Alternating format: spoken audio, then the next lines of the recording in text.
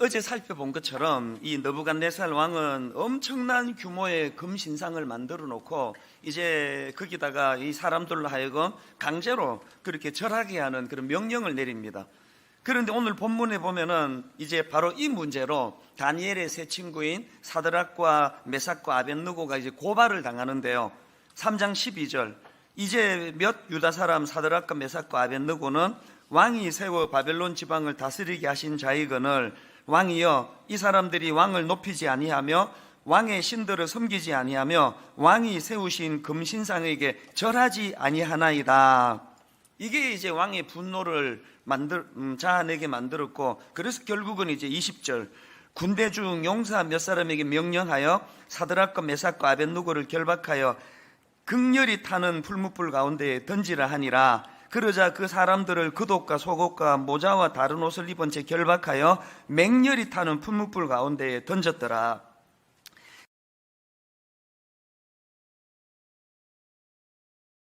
제가 이 다니엘서를 묵상하던 그 몇 주 동안에 이 구절을 가지고 이 맹렬히 타는 풀무불 가운데에 던졌더라, 이 구절을 가지고 제가 그 묵상을 하면서 이 말씀 안에 정말 중요한 그 영적인 신앙적인 원리와 또 포인트들이 담겨 있다는 것을 제가 깨닫게 됐습니다. 오늘 본문을 통해서 신앙생활하는 우리가 경험해야 될 두 가지 변화, 그 중에 첫째가 뭐냐, 우리가 만들어 놓은 고정관념을 깨트려야 된다는 거예요. 이 고정관념이라는 단어를 그 사전적으로 제가 풀이한 걸 보니까요, 이렇게 설명합니다. 사람들의 행동을 결정하는 잘 변하지 않는 굳은 생각, 또는 지나치게 당연한 것처럼 알려진 생각, 이렇게 고정관념을 풀이하는데요, 우리 신앙생활하는 우리들에게도 이 신앙적인 고정관념이 굉장히 많습니다.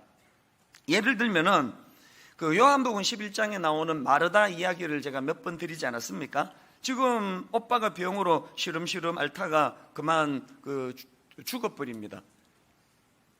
그래서 이제 예수님께서 죽은 오빠를 살려주시겠다고 요한복음 11장 39절에서 예수께서 이르시되 돌을 옮겨 놓으라 하시니 그 죽은 자의 누이 마르다가 이르되 주여, 죽은 지가 나흘이 되었으며 벌써 냄새가 나나이다. 여러분, 여기서 지금 마르다가 가진 고정관념이 뭐예요? 마르다가 굳게 여기 고정관념의 풀이가 지나치게 당연한 것처럼 알려진 생각. 지금 마르다가 갖고 있는 지나치게 당연한 것처럼 알려진 생각이 뭐냐 하면, 예수님이 우리 오빠를 죽기 전에 고쳐주셔야 된다. 죽으면 끝이다. 그러니까 이 고정관념이 너무 크다가 보니까 이제 죽은 오빠를 살려내시겠다고 할 때 분명히 자기가 주는 그리스도시라고 고백했음에도 불구하고 소용없는 짓 하지 마시옵소서, 우리 오빠 죽은 지 나흘이나 됐습니다. 이게 마르다가 가진 고정관념이라는 거예요. 오늘 본문을 바라보는 시선도 마찬가지 아닙니까? 대부분의 사람들이 가지고 있는 그 생각의 고정관념이, 또 그래서 그들이 설정해 놓은 데드라인이 뭐예요? 사드락과 메삭과 아벳느고가 풀무불에 막 던져질 것 같다가 말다가 해서 마지막에 막 끝판에 거의 이제 던져지기 1초 전에 기적적으로 천사들이 그를 풀무불에서 건져내는, 이게 마지막 데드라인이에요. 그래야 살아요. 그런데 오늘 본문은 그 선을 넘어버렸어요. 그래서 이 세 사람이 풀무불에 던져지는 그런 인간적인 생각으로는 이제 희망 없음. 그 7배나 높은 고열의 그 풀무불에 용광로에 던져졌는데 이게 뭐 끝난 거 아닙니까? 근데 여러분, 오늘 본문에서 말하고 싶은 메시지가 뭔지 아십니까? 그런 인간적인 고정관념이 항상 옳은 것만이 아니라는 걸 말하고 싶은 거예요. 때로는 그 인간 절망의 지점, 그 마지막 데드라인, 맹렬히 타는 풀무불 가운데 떨어졌더라는 이 한계를 넘어서는 게 우리로서는 그 마르다처럼 그게 절망인데요. 그런데 때로는 그 인간 절망의 지점인 맹렬히 타는 풀무불 가운데 떨어졌더라는 그 절망적인 그 상황에서부터 하나님의 일하심이 시작될 때가 있다는 거예요. 본문이 그걸 말하고 싶은 거거든요. 오늘 이 본문에서는 예수 잘 믿으면 풀무불에 들어가도 죽지 않는다는 식의 이런 황당한 적용으로 들어가시면 안 되고, 이 본문의 말씀은요, 삶의 원리를 말씀하고 싶은 거예요. 삶의 원리. 그래서 제가 오늘 본문에서 발견하는 하나님의 우리에게 주시고 싶어 하시는 메시지, 삶의 원리를 한 3가지로 정리를 해봤는데요. 첫째로요, 오늘 본문을 통해 하나님이 뭘 말씀하고 싶으냐, 우리가 이 바벨론과 같은 악한 세상에서 믿음을 지키고 살다 보면 그 세 친구가 풀무불에 빠지는 것 같은 좌절을 경험할 때가 있다는 거예요. 낙심이 찾아올 때가 있다는 거예요. 억울한 일을 당할 때가 있다는 거예요. 그럴 때 그런 믿음 지키기 위해서 애쓰다가 만나는 고난은 어떻게 풀어야 되느냐, 하나님의 함께 하심이라는 방식으로 그 문제를 풀어야 된다는 그 메시지를 드리고 싶은 거고요.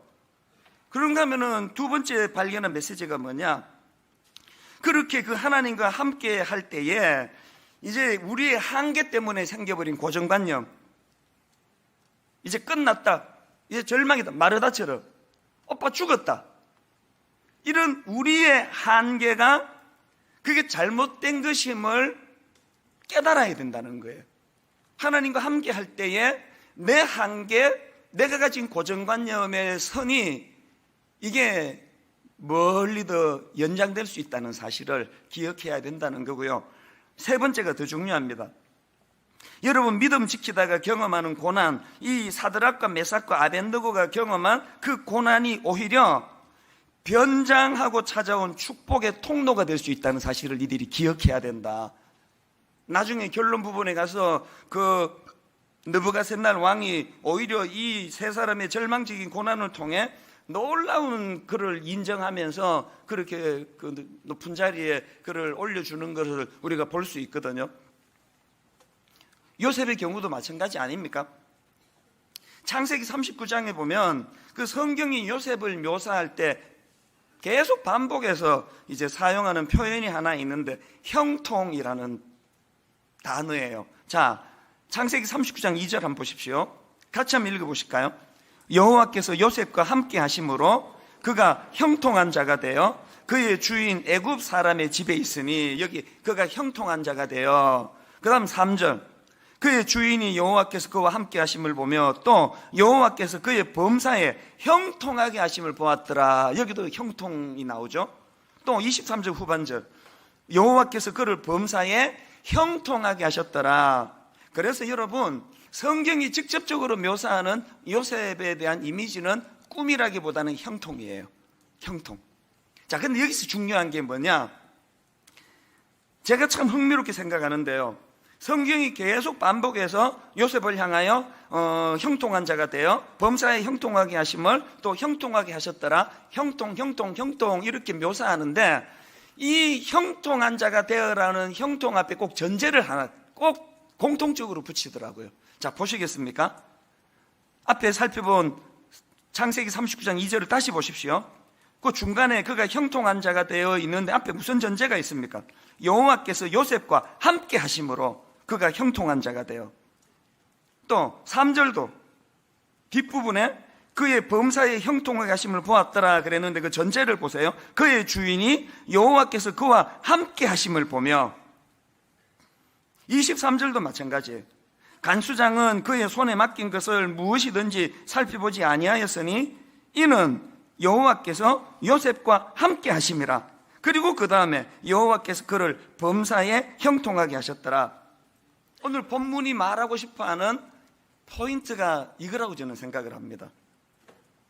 그 이사야 43장에 이 말씀의 원리들이 담겨 있는데요. 자, 이사야 43장 1절을 여러분 참 좋아하는 말씀이니까 우리 같이 한번 읽어보시겠습니다.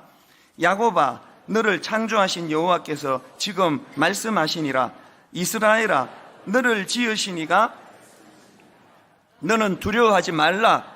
내가 너를 구속하였고 내가 너를 지명하여 불렀나니 너는 내 것이라. 너는 내 것이라. 이렇게 큰 전제가 지금 선포되는데요. 그리고는 너는 내 것이라고 말씀하시는 이 말씀의 방향이 어디로 흘러가느냐 보니까 바로 그 다음 2절을 보세요. 네가 물 가운데로 지날 때에 내가 너와 함께 할 것이라. 강을 건널 때에 물이 너를 침몰하지 못할 것이며 네가 불 가운데로 지날 때에 타지도 아니할 것이며 불꽃이 너를 사르지도 못하리니. 자, 여러분, 바로 그 앞에 1절에서 내가 너를 지명하여 불렀나니 너는 내 것이라라는 이 말씀이 어디로 흘러갑니까? 그렇기 때문에 이런 위험한 불은 근처에도 안 가게 만들어주시고, 물은, 홍수 같은 이런 것들은 일어나지도 않을 것이라는 방식으로 설명하지 않고, 네가 그 위험한 물 가운데로 지날 때에 내가 너와 함께 할 것이라. 네가 불 가운데로 지날 때에, 그 위험한 불 가운데로 지날 때도 내가 너와 함께 할 것이라는 이 주님의 임재하심, 이걸 지금 하나님은 형통이라고 풀고 있다는 사실이에요.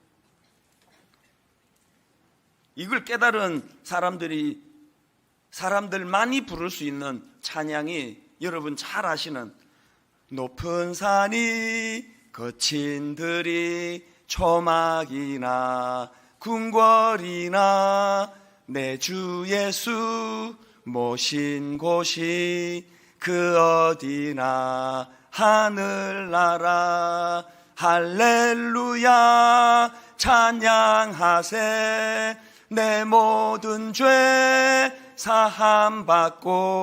이 찬양의 모든 결론, 주 예수와 동행하니 그 어디나 하늘나라. 저는 이 다니엘서를 통해서 우리가 가지고 있는 고정관념, 우리가 가지고 있는 선입견, 이런 것들이 깨트려짐으로 말미암아 정말 저런 찬양이 내 삶의 기쁨의 찬양이 되기를 주님 이름으로